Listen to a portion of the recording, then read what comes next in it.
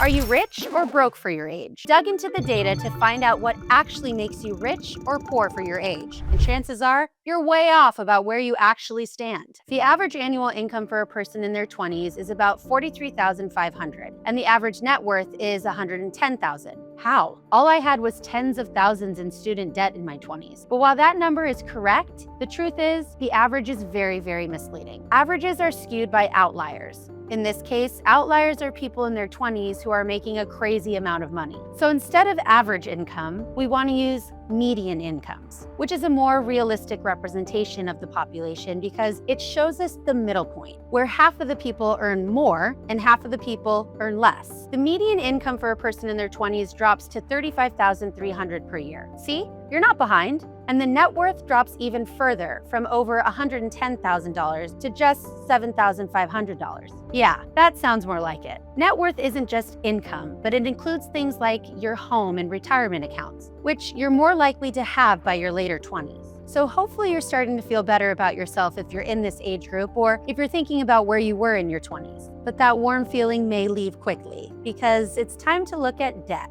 Debt.org calculates the average non-mortgage debt of an 18 to 29-year-old at $12,871. This includes things like student loans and car payments. As we've discussed, that average probably can't be fully trusted, as it could be skewed by people who are paying more than what they can afford for their car. Watch this video to see why this problem is getting worse every year. But even if the median is a lot lower, what makes up this age bracket's debt? As you can imagine, a lot of it is student loans. Yep, this was me. The median amount of debt is around $15,000 of student loan debt for those under 25. Credit card debt is also pretty common, and while it's nothing compared to some of the other age groups, which I'll cover in a moment, it still hovers around the $3,000 mark. It's important to keep credit card debt as small as possible because high interest rates can make it challenging to manage over time. It should be clear by now that your 20s are when your financial life and career really begin, which is why it was so surprising to me that nearly 24% of Americans under the age of 25 own their own home. I say was surprising because a little more research led me to find this fun fact. 79% of 18 to 29-year-olds who own a home were helped financially by their parents. Not all of us are this lucky. And another 11% didn't know if they received financial support from their parents. Not sure how that works. My parents invoiced me for eating a pear last week. Regardless, this statistic leads to a dark truth. Just 10% of Americans in their 20s who own a home did so without the help of their parents. If you're in your 20s and don't feel too great about where you stand compared to your peers, first of all, don't worry. You have all the time in the world to catch up. If you have a lot of credit card debt, we show you how to get rid of it without any cash flow in this video. And for the rest of you, let's see how those in their 30s are getting on. Starting with income, the median is around $54,000 a year, which is a nice boost in income compared to those in your 20s. The median net worth for this age group is $35,649, almost 5 times more than those in their 20s. But it isn't all sunshine and rainbows, because on average, your 30s are an incredibly expensive time. A lot of people are getting married, having children, and buying homes, and that's reflected in the increase in debt compared to the previous age group. The average non-mortgage debt rises from $12,800 for those in their 20s to $26,500 for those in their 30s. Woof.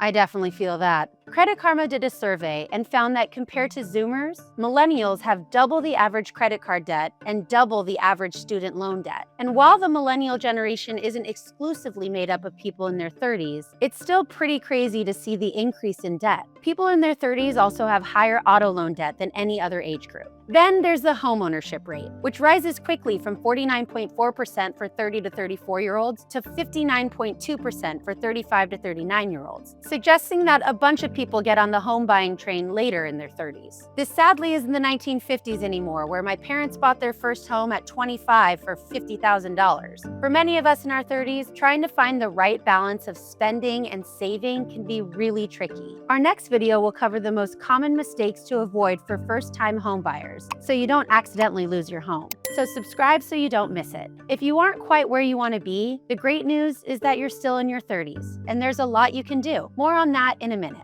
For most, your 40s are a great time, at least in terms of finances. Americans often hit their career peak in their 40s due to decades of experience, strong professional networks, and the transition into leadership roles and higher salaries. And that shows in their income. The median annual income for this age group rises to $62,300, and the median net worth rises to $125,300. That's a crazy number when you remember that 50% of Americans in this age group have more than that. But as the income goes up, so does the amount of debt. People in their 40s hold a larger amount of debt than any other age group, mainly thanks to, drumroll, home mortgages. While it's not exclusively people in their 40s, the average Gen X debt was $61,000. So we could probably safely assume that the median debt for people in their 40s is around $40,000 to $45,000. The home ownership rate for this age bracket is 66.2% between the ages of 40 and 44, and rises to 68.8% between the ages of 45 and 49. For most Americans, your 50s are when you begin to slow down a bit, at least in terms of income, with the median annual income for the age group being $63,900 and actually decreasing as the decade goes on. Luckily, one thing that doesn't decrease is net worth, which for this age range reaches a median of about $288,000. This is from a combination of paying into retirement plans like a 401k or Roth IRA and paying off your mortgage, which means you own a larger amount of your home. The home ownership rate reaches 75% between 55 and 59, which shows just how many people are settling down. But as their assets rise in value,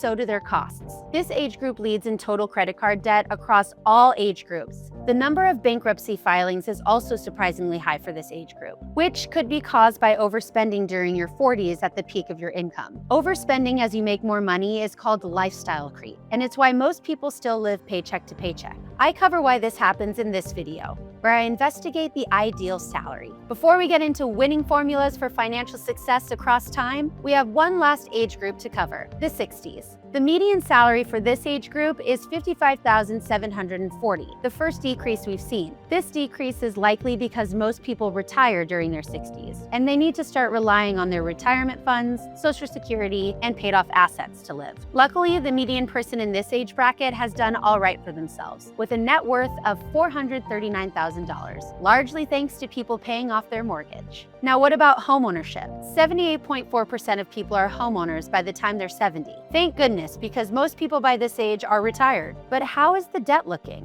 Well, mortgages account for just under 75% of the age group's total debt, with pretty much everything else almost paid off. Seems like a pretty good age to me. Now it's time to figure out if you're rich or you're poor for your age, and this will give you some goals to aim for as time goes on. For starters, let's look at how much you want to have in your retirement accounts. And no, this doesn't include how much you should have in your bank account. As you can see, if you're in your 20s, having the equivalent of your salary saved in your retirement account is considered good. And as you go up, you can see it increases to 3 times in your 30s and 6 times in your 40s. We see the biggest jumps here because this is where you start making some of your biggest career changes, which means more money. If you're in your 50s, try to hit 8 times. And this is a great time to focus on paying off your mortgage and setting a clear goal for your annual retirement spending. By your 60s, you should target 10 times your salary with your home fully paid off as a bonus. Another goal to really increase your net worth is investing, and investing as early as possible. This is because of what's known as compound interest. Here's how it works. If you're in your 20s and invest just $100 a month in index funds, at the end of 1 year, you'd have invested $1,200. The average index fund returns of the S&P 500 are about 8 to 10% every year. So if you take $1,200 and multiply it by 8%, you get $96. So now you have $1,296 after 1 year invested in the stock market. Then in year 2, you take your new total, which is $1,296, and multiply it by 8% and get $103 in profit. I'll spare you the math, but if your money is still doing this until you retire at the age of 65, it could grow to around $38,000. But if you delay your start by just 10 years, that same $1,200 might only grow to around $18,000, leaving you with a potential $20,000 shortfall. And as you can tell by this chart, if you invested $1,000 at the start of each age range, here's how much it would be worth at the time you retire at 65. So if you're young, the best thing you can do is just get started. Most companies make it pretty easy to auto-deduct money from each paycheck and invest it into index funds so you never have to touch it. This is usually around 4 to 5% of your salary, but you can always do more if you'd like. Some employers even have matching programs where they match the money you put into the retirement account. It's free money that you essentially forget about, but will have massive returns in the long run. And if you're like, I can barely pay the bills right now, much less invest, and you still have unexpected expenses to pay, it's okay.